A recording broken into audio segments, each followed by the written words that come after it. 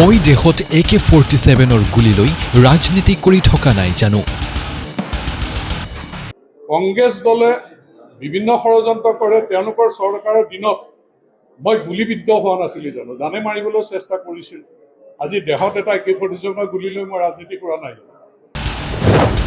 প্ৰত্যেক নিৰ্বাচনৰ সময়ত কংগ্ৰেছ দলে মোক টাৰ্গেট কৰি থাকে। টাৰ্গেট মোকতো প্ৰত্যেক নিৰ্বাচনতে কৰি থাকে।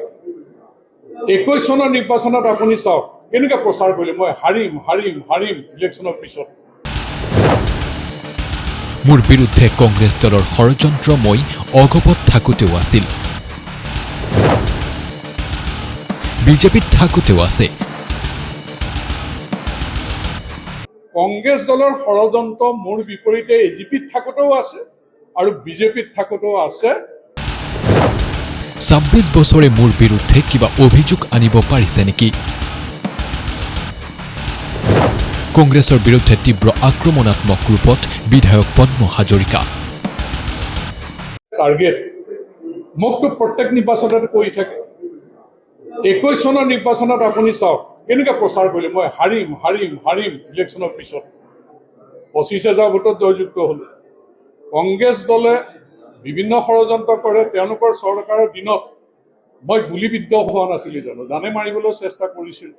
আজি দেশত এটা AK-47 গুলি লৈ মই ৰাজনীতি কৰা নাই। কংগ্ৰেছ দলৰ ষড়যন্ত্ৰ মোৰ বিপৰীতে AGPত থাকোঁতেও আছে আৰু বিজেপিত থাকোঁতেও আছে। কিন্তু এটা কথাই মনত ৰাখি থওক, মোৰ যিটো দেশপ্ৰেম জাতিপ্ৰেমেৰে মই আগবাঢ়ি গৈছো, কংগ্ৰেছ দলৰ এনেকুৱা ষড়যন্ত্ৰই মোক বাধা দিব নোৱাৰে। এইটো কেতিয়া 2001 চনত 15 বছৰ কংগ্ৰেছৰ শাসনকাল। 15 বছৰত কেতিয়াবা এই গোচৰটো সম্পৰ্কত মোক ক'ৰবাত থানাত ক'ৰবাত কোনোবা অভিযোগকাৰীয়ে কিবা এটা দিছে নেকি? 15 বছৰ। আজি 26 বছৰত মোৰ বিপক্ষে দুৰ্নীতিৰ অভিযোগ আনিব নোৱাৰে, মোৰ বিপক্ষে কমিশ্যনৰ অভিযোগ আনিব নোৱাৰে, মোৰ বিপক্ষে জনসাধাৰণক প্ৰতিশ্ৰুতি দি বাস্তৱত ৰূপায়িত কৰা নাই বুলি অভিযোগ আনিব নোৱাৰে। গতিকে খুচৰি খুচৰি কি পাৰি এইটোৱে লগাই দিলে কিজানি চাহ জনগোষ্ঠীৰ মানুহখিনিক মোৰ পৰা আঁতৰাব পাৰে। তেনে অপৰিপক্ক পৰিকল্পনাৰে যিটো তেওঁলোকে ষড়যন্ত্ৰ কৰিছিল সেইটো বুমেৰাং হ'ল। আৰু যিজন যুৱকৰ সৈতে কথাটো কোৱাইছে তেওঁ সেই সময়ত ক্লাছ 9 নে 10ত আছিল। যিজন যুৱকক 2001 চনত 9-10ত পঢ়া মই চিনিয়ে নাপাওঁ। গতিকে তেওঁৰ সৈতে পৰিকল্পনা কৰিছে বুলি সতীৰ্থ বুলি যিটো কথা কৈছে, কংগ্ৰেছ দলৰ এনেকুৱা ষড়যন্ত্ৰক ওফৰাই মুঠতে আমাৰ সমষ্টিত এইবাৰ আপোনালোকে চাব সম্পূৰ্ণ গণতান্ত্ৰিক ব্যৱস্থাৰ নহয় বুলি কৈছে। তো গণতান্ত্ৰিক ব্যৱস্থাৰ নিৰ্বাচন হ'ব আৰু কংগ্ৰেছ দলৰ যি এক পৰিচয় আপোনালোকে এইবাৰ পাব, এইবাৰ দুধ কা দুধ পানী কা পানী হৈ যাব।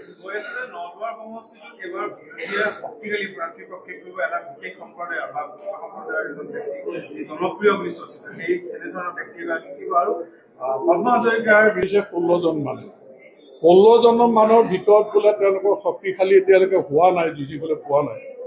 এতিয়া হায়াৰ কৰা কিবা কৰা সেইবিলাকো চলি আছে।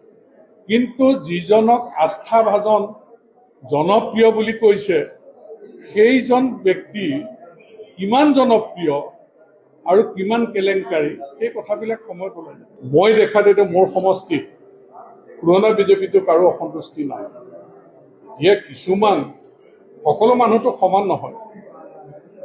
আমাৰ দলতো হয়তো কিছু সংকীৰ্ণ চিন্তাৰো মানুহ থাকিব পাৰে। তেওঁলোকে ঘৰখনলৈ বেছি মানুহ আহিলে হয়তো শংকিত হয়। এটা অংশ খুব নগণ্য অংশ মানুহ হয়তো আছে, তেওঁলোকৰ তেনে চিন্তাই মই দলটোক ক্ষতি কৰিব বুলি নাভাবোঁ। কাৰণ দলটো শক্তিশালী কেতিয়া হৈছে? দলটো শক্তিশালী হৈছে 16 চনৰ নিৰ্বাচনৰ আগত, 14 চনৰ নিৰ্বাচনৰ।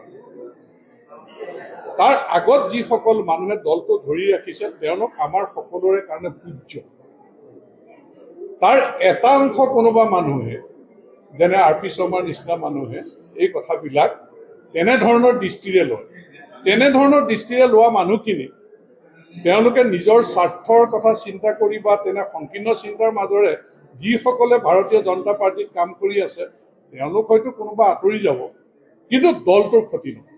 কাৰণ দলটোক ভাল পায়, জাতিটোক সুৰক্ষিত কৰিবৰ কাৰণে, দেশখনক সুৰক্ষিত কৰিবৰ কাৰণে যিখিনি মানুহে বলিষ্ঠভাৱে কাম কৰিবলৈ অন্তৰত তেওঁলোকে বিজেপি দলক প্ৰতিষ্ঠা কৰি, আমাৰ দলক প্ৰতিষ্ঠা কৰি আগবাঢ়ি আহিছে, তেওঁলোকৰ অন্তৰ্ভুক্তিয়ে কিছু সংখ্যক ব্যক্তিৰ আঁতৰি যোৱা কথা বতৰাই দলটোৰ ক্ষতি নকৰে।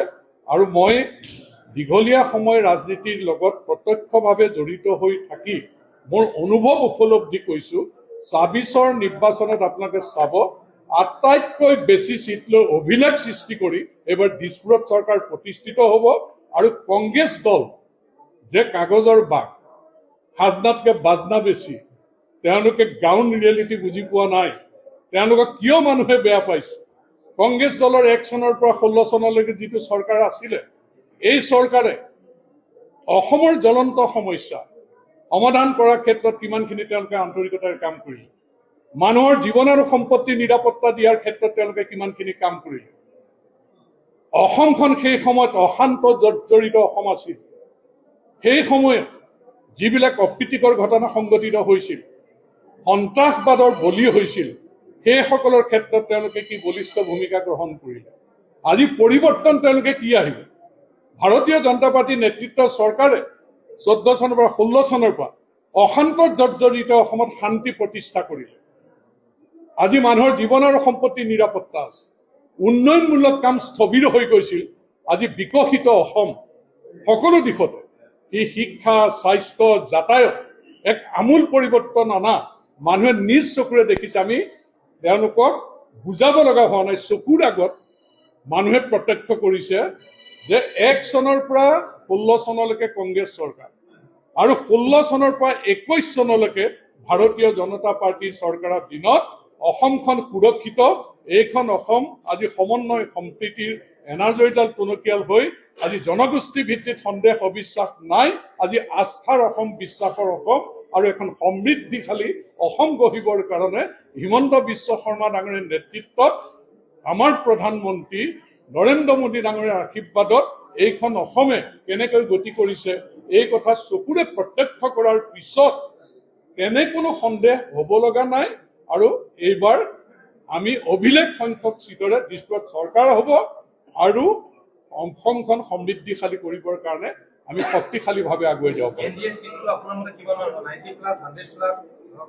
মই এইটোৱে কৈছোঁ যে অভিলেখ সংখ্যক চিট, কাৰণ এইকেইটা দিনত কংগ্ৰেছৰ কুচকাৱাজ কি আছে। কংগ্ৰেছ দলৰ যি মিত্ৰজোঁটৰে বিৰোধী ঐক্যৰে তেওঁলোকে কৈছিল যে ভাৰতীয় জনতা পাৰ্টীক বিৰোধী ঐক্যই কৈছিল যে ব্ৰহ্মপুত্ৰত পেলাই দিব। আপোনালোকে ৰিজাল্টৰ পিছত চাব, তেওঁলোকৰ এনেকুৱা অনুভৱ আহিব, এইখন অসমত ৰাজনীতি কৰিব নোৱাৰি, আমি নিজে ব্ৰহ্মপুত্ৰত জাপ মাৰি দিওঁ।